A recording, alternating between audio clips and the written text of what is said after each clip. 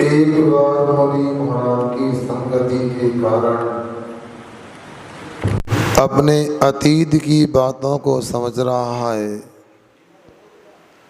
ऐसे वे मुनि महाराज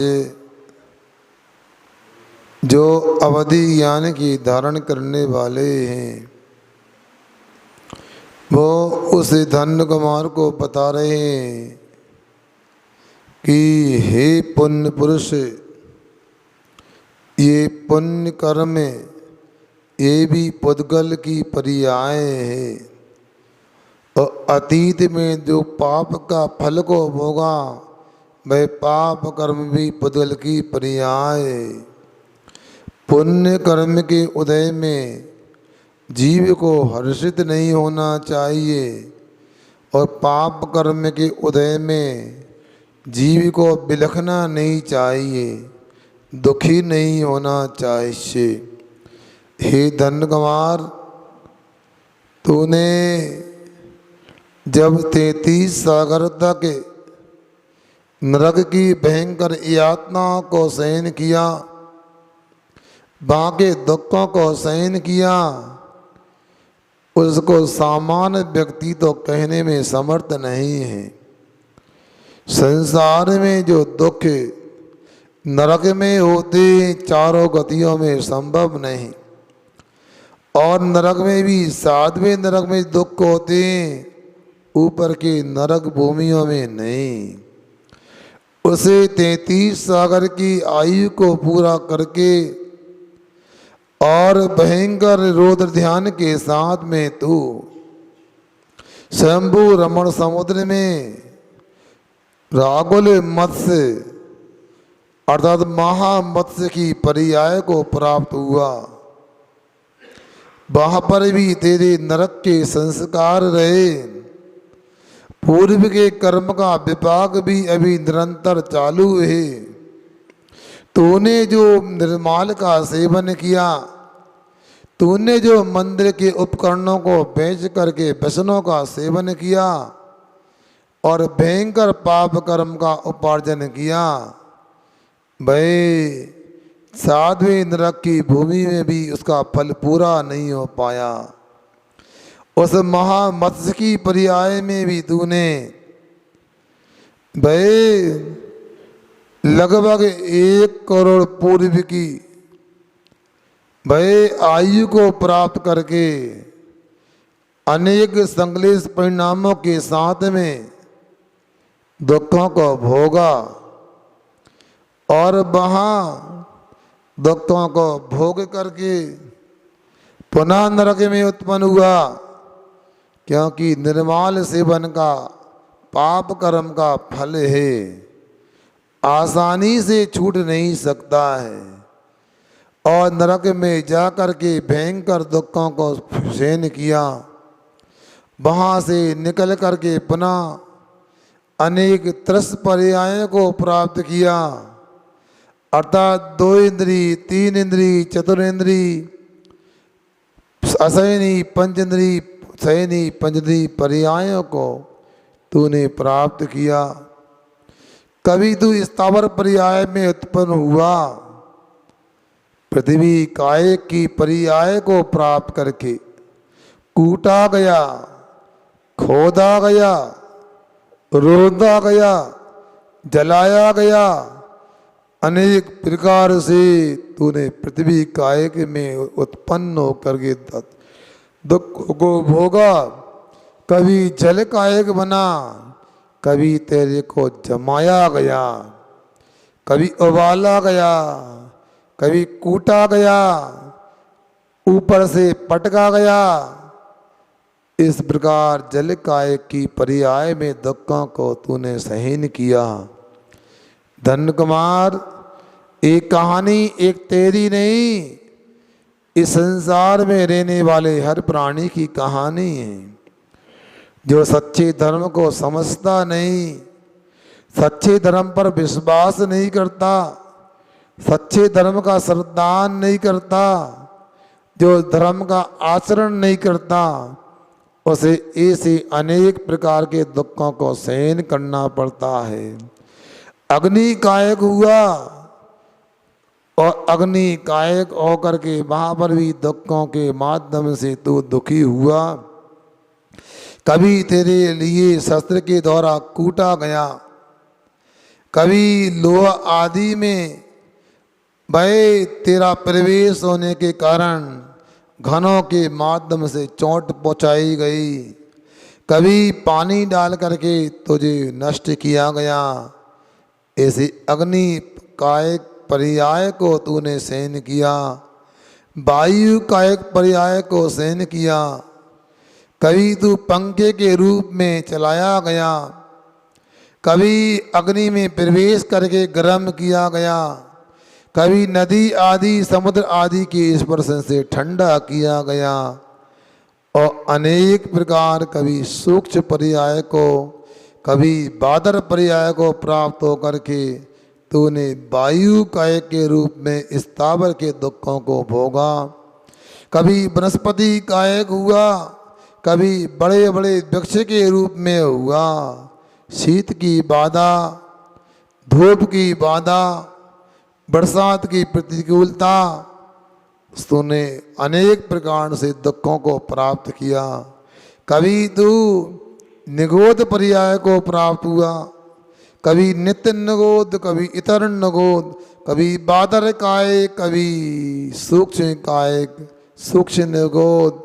ऐसे न मालूम तूने तुरंत गति के कितने दुखों को भोगा।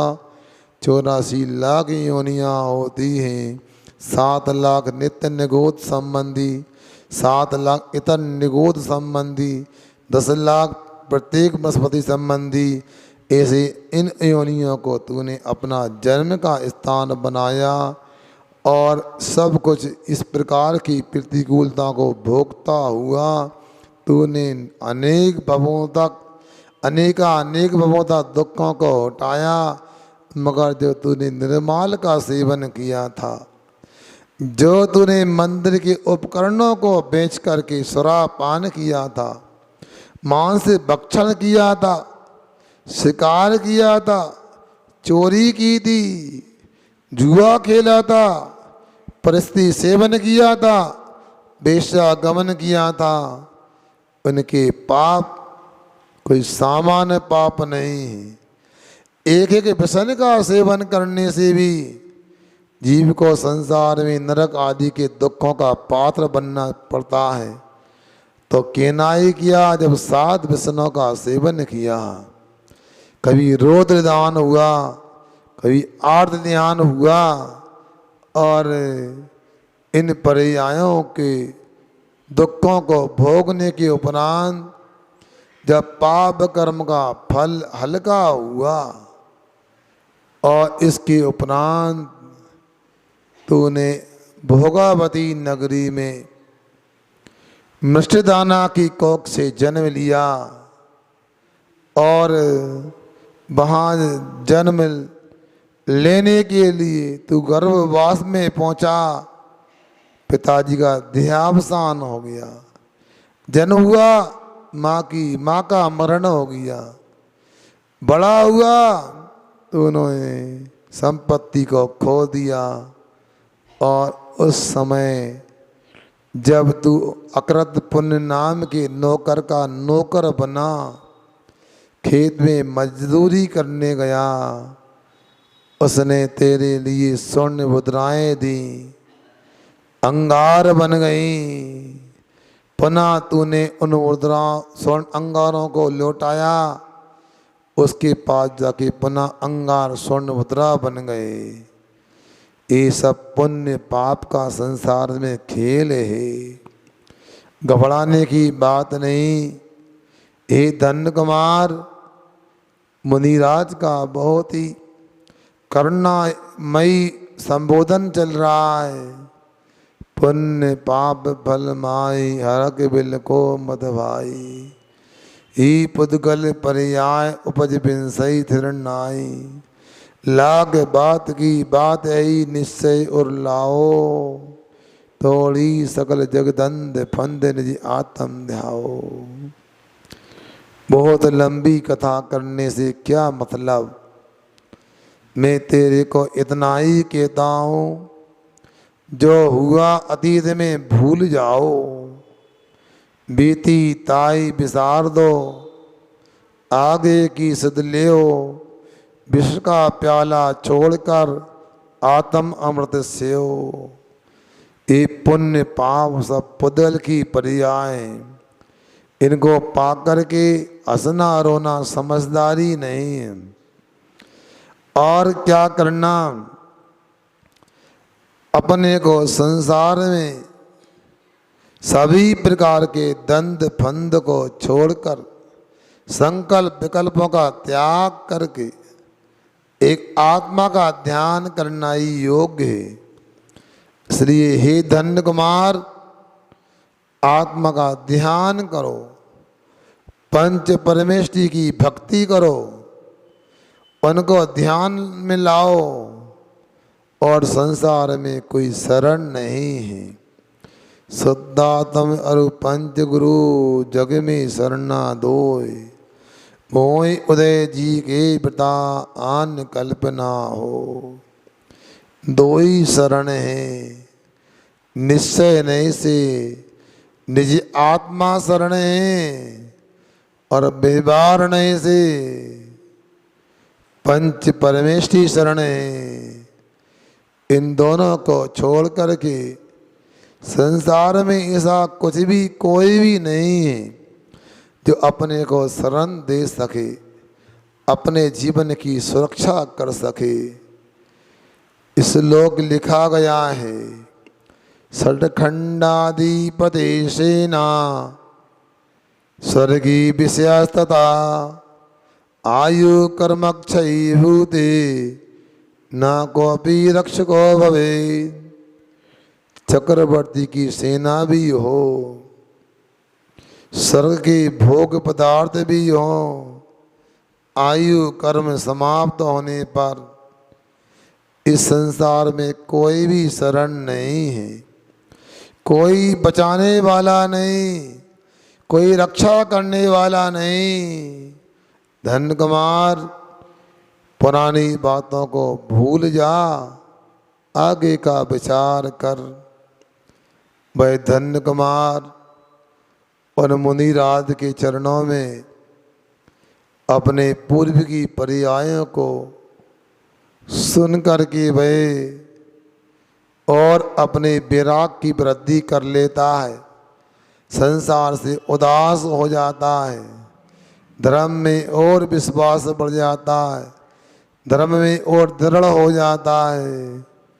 और ऐसा मुनिराज ने उसको उपदेश दिया। वह उसे भूतलक नगर में जो उसने अपने जीवन में पाया था, और उसको वह वहाँ पर विचार करता है कि मैंने कैसे कैसे पूर्व पर्याय में भूतलक नगर में पाप किए थे।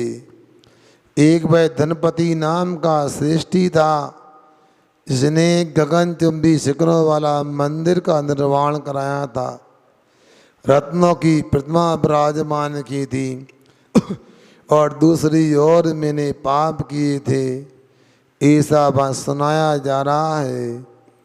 और राजगिरी नगरी में वह सोचता है, आगे जाऊंगा ना, ऐसा करूंगा, ये करूंगा, मगर मुनिराज के दर्शन करके सोचता है मैंने क्या किया। और माने जो मजदूरी में चने मिले थे, उन चनों का भोजन बनाया, जो चने बचे उनको सेक करके क्या बनाया, सत्तू बनाया। सोचो, हम लोगों को तो एक खाद्य पदार्थों का ही स्मरण रहता है।